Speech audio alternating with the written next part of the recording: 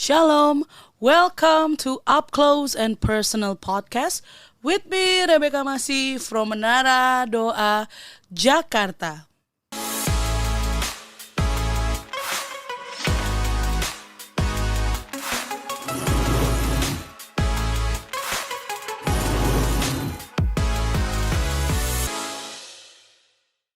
Masih dalam pembahasan Kingdom Culture yang terdapat di ayat Matius 5. Kalau episode kemarin kita sudah membahas tentang bagaimana kalau kita membenci saudara kita, maka kita sudah dikatakan sebagai pembunuh. Selanjutnya kita akan membahas dalam Matius 5 ayat 27 sampai dengan ayat 30. Masih bersama dengan narasumber kita, Ibu Elke Wijanarko. Shalom Ibu. Shalom Beka. Shalom semuanya. Iya Bu, pada episode kali ini kita masih membahas tentang Kingdom Culture yang terdapat dalam Matius 5, yaitu di ayat 27 sampai dengan 30. Oke.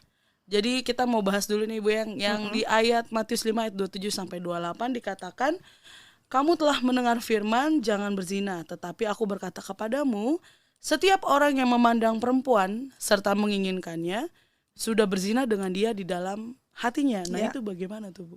Ya. Kalau kita baca di atasnya dulu yang Tuhan Yesus katakan di kamu telah mendengar firman. Nah, ayat 27 ya. Kamu telah mendengar firman jangan berzina. Nah, itu merupakan hukum Taurat ya, yang dibilang jangan berzina. Nah, ketika Beka mendengar kata jangan berzina atau dari hukum Taurat itu 10 perintah Tuhan itu, apa dong dalam pikiran Beka? Yaitu ketika orang melakukan perzinahan, artinya sudah di dalam suatu tindakan, gitu ya, kedapatan seperti itu. Nah, itu dikatakan, oh berarti kalau begitu orang yang berzina itu adalah orang yang sudah aktif, sudah punya tindakan dalam berzina. Itu barusan dikatakan berzina. Nah, perintah Tuhan adalah jangan berzina. Nah, tetapi Tuhan mau menyatakan di sini, itulah hukum Taurat yang Tuhan sampaikan, Allah Bapa sampaikan kepada Musa. Lalu Tuhan Yesus datang di sini, dia kan dasarnya menggenapi kitab Taurat, bukan meniadakan, tapi menggenapi. Artinya kata menggenapi itu bukan ditambah, tapi digenapi lebih lagi, lebih dalam lagi, bukan ada tambahan. Nah, Tuhan katakan di sini, aku berkata kepadamu, setiap orang yang memandang perempuan serta menginginkannya sudah berzina dengan dia di dalam hatinya. Dengan demikian kingdom culture dari kerajaan surga yang Tuhan sampaikan itu bukan di aktivitasnya, bukan di tindakannya, tapi sebelum itu di dalam hati. Nah, kalau ada orang yang di dalam hatinya aja sudah mengingini perempuan lain atau laki-laki lain seperti itu sudah berzina, belum melakukan, belum bertindak. Masih mikir ya Bu? Masih mikir, tapi mikirnya sudah mengingini. Dalam pikiran hatinya itu bukan hanya, oh aku pengen kenal, oh aku pengen bersahabat, aku pengen berteman, bukan sekedar itu. Tapi ada suatu hawa nafsu, ada keinginan untuk secara daging, hawa nafsu. Nah, itu sudah berzina. Karena dia melebihi sebelum dia melakukannya, itu sudah ada keinginannya. Seperti itu. Jadi tetapi secara ini ya Bu, maksudnya secara dengan hawa nafsu gitu ya. Kalau kita kan kadang suka ngefans gitu ya, ngelihat cowok gitu. Kalau aku ya ngelihat cowok cakep, wah gimana gitu. Nah, apakah itu sudah termasuk saya berpikiran, wah jangan-jangan sudah melakukan perzinahan di dalam hati saya gitu. Itu gimana tuh Bu? Nah, itu yang bisa mengetahui adalah diri kita sendiri ya. Ketika kita melihat seseorang nih ya, kita melihat seseorang, entah itu cantik, entah itu cakep, keren, ganteng, apa yang ada dalam hatimu? Apa yang timbul dalam hatimu? Apakah pikiran yang kepinginnya itu melebihi seperti tadi yang katakan mau mengingininya secara aku pengen banget nih berhubungan dengan dia dalam hal fisik misalnya seperti itu. Tapi kalau hanya sekedar keren banget ya, cakep banget ya, hanya sekedar itu, tapi tidak ada suatu keinginan hawa nafsu. Nah, itu yang mengetahui kan di dalam hati. Makanya Tuhan katakan, suatu tindakan perzinahan itu diukur dari kerajaan surga, dilihat dari hatinya. jauh sebelum dia melakukan aktivitas atau tindakan berzina, hatinya sudah berzina terlebih dahulu. Maka ketika hatinya sudah berzina, maka tindakannya adalah berzina pasti. Gitu. Berarti ini banget ya Bu, maksudnya sangat-sangat high standard ya, seperti kita bicarakan kemarin-kemarin. Kerajaan surga itu sangat standarnya tinggi banget gitu ya Bu. Betul, karena yang diutamakan dari kerajaan surga, kerajaan Allah, Tuhan Yesus, Allah Bapa adalah hati kita. Kalau di hukum Taurat itu memang sudah dikatakan jangan ini semuanya. Itu adalah merupakan suatu aktivitas, tindakan. Nah, Tuhan mau menggenapinya, yaitu lebih dalam lagi, yang diinginkan adalah hati kita. Ya. Jauh sebelum melakukan itu, pasti keinginan hati ini yang penting. Ya. Seperti yang kita waktu kemarin bahas itu ya, semua berasal dari hati. Ya, kalau tidak dari hati, tidak mungkin orang akan melakukan tindakan tersebut, ya kan? Maka hati ini yang lebih diutamakan oleh Tuhan. Jadi kalau misalnya kamu nggak melakukan pun, ya, kamu nggak melakukan, aku nggak berzina, aku tidak bersetubuh dengan perempuan lain atau laki-laki lain selain misalnya daripada suami atau istriku, misalnya seperti itu. Tetapi dalam hatinya dia sudah mengingini seseorang tersebut sebagai suami atau istrinya, berhubungan sebagai suami atau istrinya. Hal tersebut sudah merupakan perzinahan bagi Tuhan. Jadi sebelum bertindak. Nah, ini yang dikatakan Tuhan, aku datang menggenapi. Supaya lebih genap lagi. Kitab Taurat itu lebih genap lagi supaya untuk apa sih? Untuk menjaga kita supaya sebetulnya untuk tidak berdosa. Tetapi malahan biasanya hukum itu membuat orang semakin berdosa memang. Iya kan? Rules are made to be broken. Iya, itu. Dan makanya itu Tuhan mau genapi itu. Genapi supaya dengan adanya kingdom culture ini, budayanya kerajaan surga yang Tuhan katakan, aku berkata kepadamu, itu berarti budayanya Tuhan. Lebih dari itu. Jadi jauh sebelum kamu bertindak, hatimu harus bersih, hatimu harus murni. Bisa gak sih Bu kita murni bersih gitu loh Bu? Maksudnya kan ya gimana ya? Ya tadi kayak aku bilang kan, standar Tuhan tuh tinggi banget. Sedangkan kita mikir aja itu sudah dianggap berdosa gitu ya, berpikiran gitu ya, belum melakukan gitu. Kayak seperti kita mau benci saudara, kita gak ngeluarin kata-kata, cuman mikir doang. Seperti kita mau berzina, kita tidak melakukannya, tetapi kitanya mikir doang gitu. Nah, bagaimana Bu? Apakah bisa hati kita gitu? Mungkin ada yang penasaran gitu. Emang bisa ya hati kita tuh putih, bersih? Pasti ada corak-coraknya lah gitu. Itu gimana?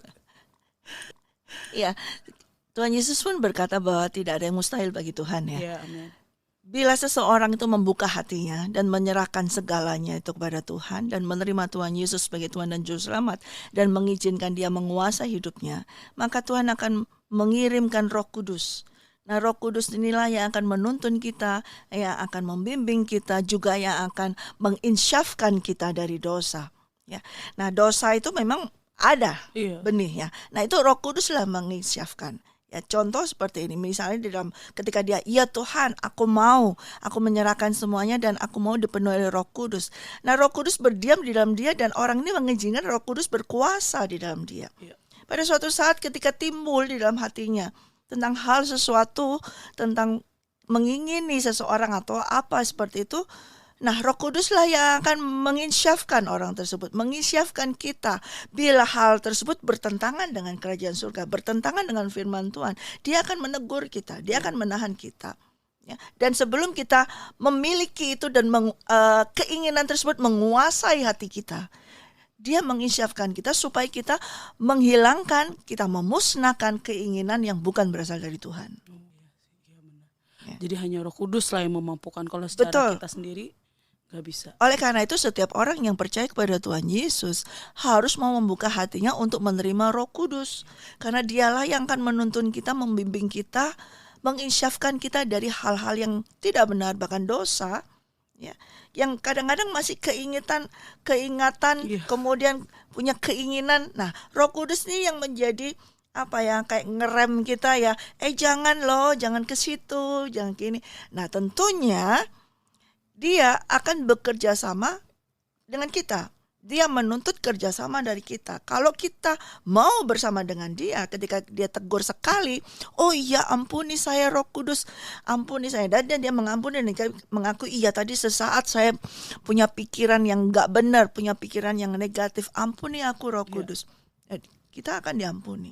Tapi kalau di teguran dia atau peringatan dia kita ignore, kita gak mau dengar, kita cuekin aja, lalu kita jalan terus, akhirnya kita jatuh dalam dosa. Berarti memang dari kita, dari Roh Kudus, dia sudah ada dan menginsafkan kita. Tapi dari kitanya, kita juga perlu fight ya Bu ya? Iya, perlu fight dalam arti mau mendengar dan mau menerima tegurannya dan mau bertobat. Mau mengakui, oh iya, tadi memang saya sempat kok berpikir yang gak benar, ampuni saya. Nah itu segera harus. Kalau kita, oh ya, tapi kita tidak mau minta ampun, nah itu tetap masih ada.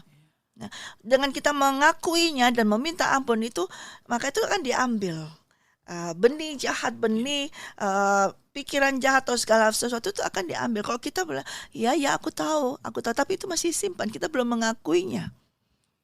Dan iblis tahu kalau kita belum mengakuinya dan belum minta ampun kepada Tuhan. Dan dia akan berkata, aku masih punya benih loh di dalam kamu, gitu. Masih ada benih loh dalam kamu.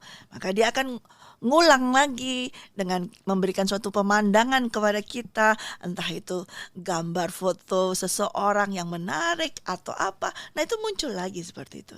Selama kita belum declare, kita belum open itu, buka itu kepada Tuhan dan mau mengakuinya dan mau berkata, ambil Tuhan, aku gak mau apa yang tidak berkenan kepadamu. Iya Bu ya. Dan ada satu ayat nih Bu ya, di 1 Korintus 6 ayat 18 yang aku juga masih bingung gitu ya. Jadi aku nanya nih ke Ibu ya. Jadi di 1 Korintus 6 ayat 18 dikatakan, jauhkanlah dirimu dari percabulan. Setiap dosa lain yang dilakukan manusia terjadi di luar dirinya, tetapi orang yang melakukan percabulan berdosa terhadap dirinya sendiri. Kalau di Amplified bilang, run away from sexual immorality in any form ya, whether thought, behavior, whether visual or written gitu ya, buku gitu ya yang kita baca. Kalau every other sin that a man commits, it's outside the body, but the one who is sexually immoral sins against his own body. Itu maksudnya gimana Bu? Ya, karena kalau kita sudah, ini tentunya Rasul Paulus berbicara kepada orang yang sudah bertobat ya, yang sudah menerima Tuhan Yesus. Dan ketika orang yang sudah menerima Tuhan kemudian masih commit the sin, masih melakukan dosa tentang perzinahan seperti itu, nah dia berarti melakukannya dengan tubuhnya ini, karena tubuh ini adalah sudah milik Tuhan, bait Allah. Kalau kita lanjutkan itu ya, di ayat, nah itu 18 dikatakan jauhkanlah ya semuanya itu, setiap dosa lain dilakukan terhadap diri sendiri. 19, atau tidak tahukah kamu bahwa tubuhmu adalah bait Roh Kudus yang diam di dalam kamu, Roh Kudus yang kamu peroleh dari Allah, dan bahwa kamu bukan milik kamu sendiri, sebab kamu telah dibeli dengan harga yang telah lunas dibayar. Karena itu muliakanlah Allah dengan tubuhmu. Ya, jadi ketika seseorang itu melakukan perzinahan, kalau dia itu sudah menerima Tuhan Yesus Kristus, ya, dia nggak dengan perempuan itu, dia sudah against his body, karena ini adalah sudah dimiliki oleh Tuhan, adalah bait Allah itu sendiri. Ya tentunya walaupun tindakan itu bersama dengan orang lain, tapi dia sudah melakukannya berdosa karena ini sudah punyanya Tuhan. Dan dia langgar itu. Dia izinkan. Ya, dia izinkan maksudnya dia melakukan perzinahan itu. Nah, dia akan terikat dengan perzinahan itu. Nah, itulah merupakan kita sudah enggak lagi menyerahkan tubuh kita kepada Tuhan. Yang mana sudah dibeli dengan harga lunas. Kita sudah pikir, ini punyaku sendiri. Ya, seperti itu. Berarti berdosa terhadap diri sendiri yang mana sudah dibeli mahal oleh darah Yesus, seperti itu. Dia kadang mikir my body, my choice gitu. Terserah gue lah, gue mau bikin apa dengan my body. Ternyata di sini dikatakan kalau kita sudah dibeli dan harganya telah lunas. Telah lunas dibayar. Betul sekali, bahwa memang demikian, karena semuanya itu sudah dimiliki Tuhan Ya, kalau kita mau saja melakukannya, berarti kita melanggar.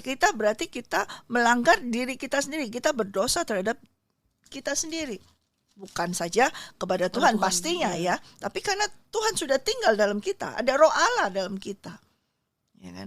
Nah, kadang-kadang ketika kita melakukan dosa, kita tinggalkan, kita lupakan. Oh, di dalam ini ada Roh Allah. Kita lupakan, kita tahu sih sebetulnya. Actually tahu. Ya, saya pun pernah melakukan hal tersebut ya dulu ya sebelum saya bertobat. Saya sudah menerima karunia Roh, sudah menerima bahasa Roh, kemudian saya jatuh dalam dosa sebelum tahun 2001. Saya tahu di dalam tubuh saya adalah Roh Allah. Tapi itu saya ignore, saya abaikan, saya cuek aja, saya tidak menghormati lagi. Nah, di situ saya sudah berdosa, melakukan percabulan terhadap diri saya. Ada suatu peringatan, tapi saya nggak pedulikan. Tutup mata, tutup telinga biasanya. Iya, seperti itu. Karena desire, keinginan ini begitu kuatnya. Ya, begitu kuatnya. Nah, itulah yang ketika saya masih diberikan kasih karunia oleh Tuhan tahun 2001, kemudian diterimanya dan saya bertobat, merupakan kasih karunia yang luar biasa. Hal itu yang terus saya katakan, saya minta ampun dan saya nggak mau lagi. Begitu saya mau dengar suara Roh Kudus sedikit saja, saya akan mau peka, saya akan mau mendengar, menjadi dengar-dengaran. Iya. Saya sudah jerah banget kayak gitu. Makanya itu saya selalu belajar, apa Roh Kudus beritahukan kepada saya hal-hal apa yang tidak boleh saya lakukan, supaya saya bisa mendengarkannya dan saya mengikutinya dan melakukan kehendak-Mu. Saya mau belajar untuk dengar-dengaran seperti itu. Iya ya, karena kalau misalnya awalnya lama-lama kita istilahnya kita mengabaikan, lama-lama pertama kita nggak dengar, lama-lama dia akan keluar dari kita. Ya, tentunya kita nggak akan mendengarkannya lagi. Nah itu ya, ya itu berbahaya banget ya seperti itu ya. Iya benar Bu. Nah kita akan melanjutkan di ayat yang ke-29 dan ayat yang 30. Oke.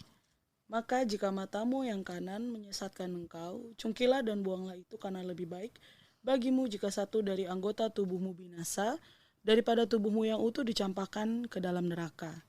Dan jika tanganmu yang kanan menyesatkan engkau, enggaklah dan buanglah itu, karena lebih baik bagimu jika satu dari anggota tubuhmu binasa daripada tubuhmu yang utuh masuk neraka. Is it literally or parable atau perumpamaan nih Bu? Bisa jadi perumpamaan, bisa jadi sesungguhnya. Artinya adalah Tuhan tuh menghendaki bukan, sekali lagi, yang Dia kehendaki adalah hati. Hati itu yang terlebih penting, hati itulah yang lebih utama. Maksudnya Tuhan mau menyampaikan, kalau kamu hanya secara ibadah atau kamu hidup secara untuk tubuh saja, untuk dilihat orang saja, ya kan? Itu banyak sudah seperti itu. Tapi aku, katakan Tuhan Yesus ya, maksudnya kerajaan surga nggak melihat tubuh, nggak melihat apa yang kau lakukan secara tubuh ini. Yang dilihat adalah hatinya. Ya, ketika Tuhan mau sampaikan ini, melebihi daripada tindakan yang kamu katakan itu, seperti tadi kalau mungkin mencuri ya, dengan tangan ya, ya dengan tangan ya. Nah, kembali lagi, sebelum kamu bertindak tuh mencuri, pasti ada di dalam hatimu dorongan, aku mau ngambil ini nih. Nah, oleh karena dorongan yang demikian kuat, maka itu memerintahkan tangan ini untuk mengambil. Nah, artinya Tuhan sampaikan, kalau memang begitu, putus aja tangan ini. Lebih baik tanganmu putus tapi hatimu bertobat. Ya, daripada tangan utuh tapi di dalam ini nggak ada pertobatan. Bisa paham maksudnya? Jadi tindakan itu sebelum bertindak, hati ini yang Tuhan mau utamakan. Untuk masuk dalam kerajaan surga, bagi Tuhan katakan, kamu bisa. Ya. Segala ini rentetannya dengan apa yang memandang tadi ya. Kita ketika Tuhan berkata, kalau kamu memandang perempuan serta mengingininya, ya itu kan, kamu sudah berzina di dalam hatimu. Maka yang memandang itu kan pasti mata kan? Ya. Maka jika matamu yang kanan menyesatkan engkau sehingga engkau membuat berzina, cungkil aja itu dan buang itu. Artinya lebih baik Kalau memang mata ini yang buat sesat, udah dicungkil aja, tapi hatimu nggak sesat. Itu yang terutama. Ya. Inilah konteks ini masih sambung. Ini masih bersambung di situ, ya, sampai ke ayat yang 30. Ya. Suatu saat di dalam suatu perjinahan, bukan hanya mata, tapi ada tangan ini segala ikut bergerak. Ya, kan? Dan ketika tangan dan ini menyesatkan, Tuhan katakan lebih baik diputus aja, di ini aja. Selama hatimu tidak menyesatkan. Ya, seringkali orang menyangkal, aku nggak mencuri kok, aku nggak berzina kok, aku nggak melakukan kok. Nah seperti itu. Di hadapan orang lain tersembunyi BK, apalagi tentang perzinahan, akan tertutup. Semua orang melakukannya tertutup. Bahkan mungkin hamba Tuhan bisa melakukan perzinahan tersebut, perselingkuhan tersebut, dan mereka akan menutupnya. Menutup rapat-rapat semuanya itu. Nah, Tuhan mau sampaikan, kau tutup rapat-rapat itu tetap Tuhan akan tahu. Daripada kau tutup rapat-rapat, mendingan kalau mata itu yang membuat kamu sesat, cungkil aja. Dimana ketika kamu katakan, Tuhan ampuni aku, pengakuan hati ini lebih baik daripada kamu tutup semuanya. Atau tangan, aku enggak melakukannya. Aku tidak melumpurin dengan darah, aku tidak melakukannya. Tapi betul-betul kau lakukan. Kamu tidak mau mengakuinya. Nah, itu lebih baik kamu gak usah pakai tangan, tapi di dalam hatimu, oh Tuhan ampuni Tuhan. Kalau tanganku ini tadi melakukan kesalahan, melakukan ini, ampun. Nah, pengampunan, minta pengampunan dari Tuhan, dari segala apa yang kita lakukan dengan sungguh, itu lebih berarti daripada kamu tubuhnya itu utuh. Ya. Artinya ibadah dilihat orang tuh utuh. Ya, ini kan konteksnya dengan ibadah ya waktu itu. Kamu ketika beribadah, ketika kamu melayani Tuhan, ketika kamu berada di suatu gereja, memimpin pujian atau membawakan firman, tapi ternyata di dalam hatimu ada selingkuh, ada perzinahan, ada hal-hal yang menyesatkan. Buat apa secara utuh kelihatannya, oh hebat nih pelayanannya bagus seperti ini, tapi gak masuk ke surga. Ya, itu yang Tuhan katakan. Karena pasti kalau ada di dalam hati manusia yang menyesatkan, pasti gak akan bisa masuk ke surga. Tetapi Tuhan mau sampaikan, lebih baik kamu masuk ke surga tanpa yang menyesatkanmu ini. Kalau itu tubuhmu yang menyesatkan, penggal aja. Nah, ya masalahnya memang di hati.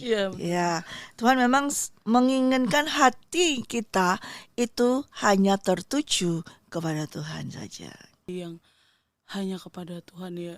Kadang memang hati manusia suka licik gitu ya. Iya. Suka ini ya, karena memang ada apa ya namanya, yang tadi Ibu bilang ada benih dosa di sekitar kita gitu. Nah, bagaimana dengan orang-orang yang kalau hari-hari ini kan Bu, zaman makin canggih gitu ya. Kalau tadi kan dibilang visual or written thought or behavior gitu ya. Dengan kemudahan zaman yang ada sekarang, semua bisa diakses dengan mudah gitu ya Bu, satu klik.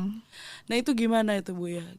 Sebagai kita anak-anak Tuhan yang bilang, "Oh, saya adalah warga kerajaan surga," gitu. Nah, bagaimana caranya supaya ya itu tadi, segala sesuatu sudah dimudahkan ya sama iblis sepertinya. Satu klik, bahkan kita nggak ada niat gitu ya, lagi browsing di internet atau ting ada gitu iklan gitu ya Bu, yang yang membuat kayak tertarik nih gitu kan, diklik nih gitu apa segala macam.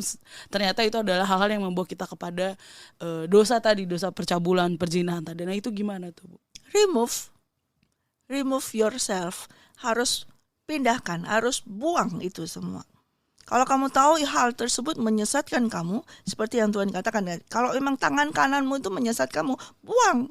Artinya apapun yang itu kamu tahu ini menyesatkan, buang itu. Jangan buka itu lagi, atau jangan melihat hal tersebut, buang itu.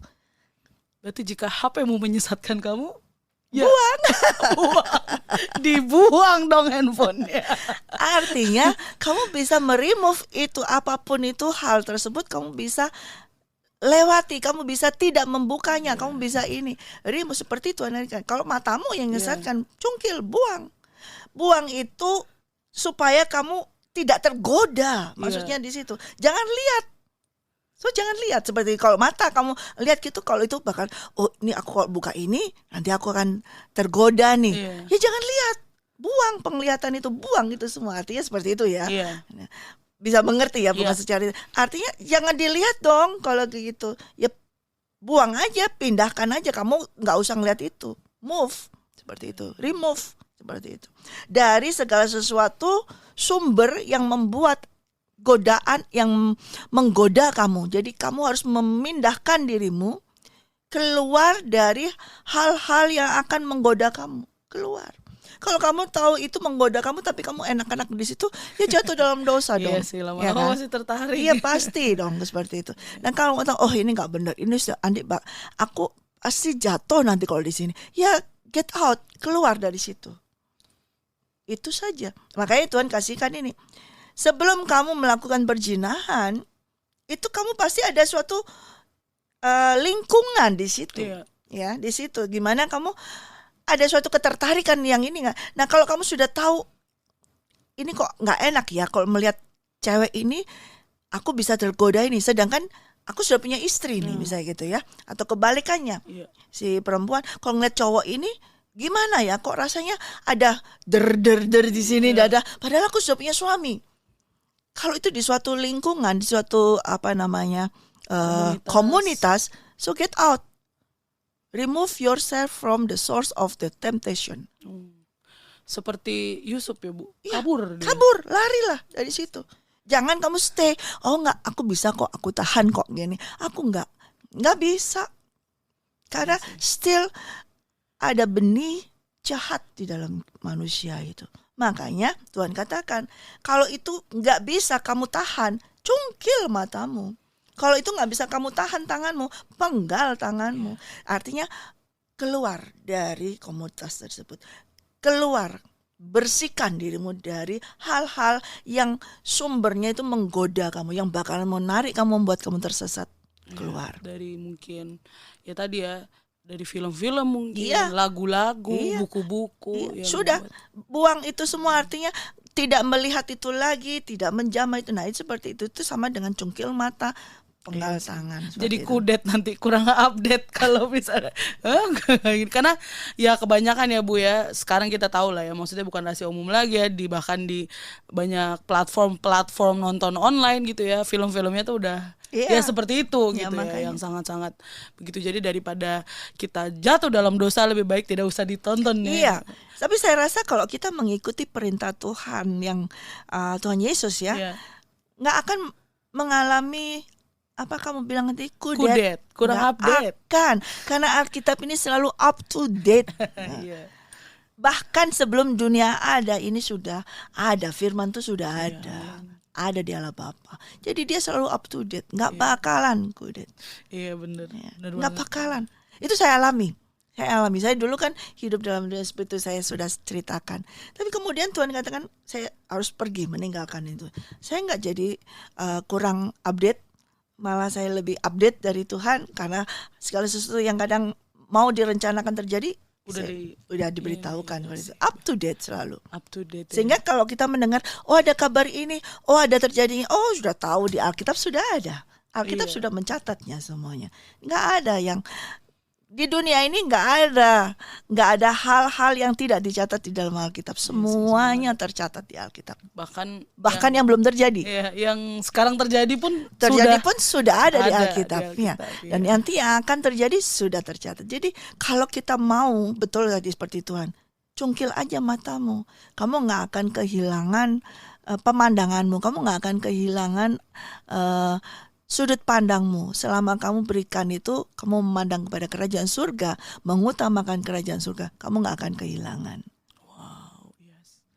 Benar banget ya. Berarti memang ketika kita bilang kalau kita aku adalah warga kerajaan surga, ya lakukanlah seperti yang diajarkan di dalam kebudayaan surga tersebut. Ya, tentunya kita harus mengikuti sudut pandang, point of view from the kingdom of God. Itu yang penting. Jadi walaupun satu mata, tapi kalau itu adalah dari kerajaan surga, itu akan melihat seluruhnya, semuanya. Ya, betul. Bahkan nggak maksudnya tidak bisa melihat pun bisa.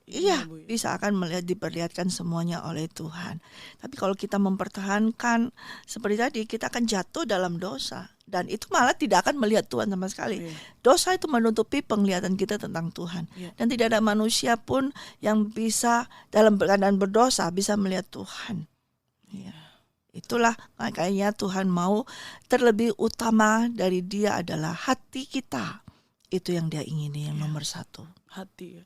Ya. Balik lagi ke hati. Ya, balik lagi ke hati. Emang hati. Terima kasih Ibu. Sama-sama Beka. Kita belajar banyak ya soal kingdom culture lebih lagi, dan saya percaya Bapak Ibu Saudara kita bisa belajar lebih banyak lagi yang ada di dalam Matius 5 ini ya. Dan kita akan melanjutkan kembali The Kingdom Culture Series di episode selanjutnya. Sampai di sini dulu podcast kita pada hari ini. Terima kasih untuk support Bapak, Ibu, Saudara, Saudari sekalian. Jangan lupa di like, subscribe, nyalakan lonceng, dan share podcast Up Close and Personal. Be ready for His coming. God bless you. God bless you.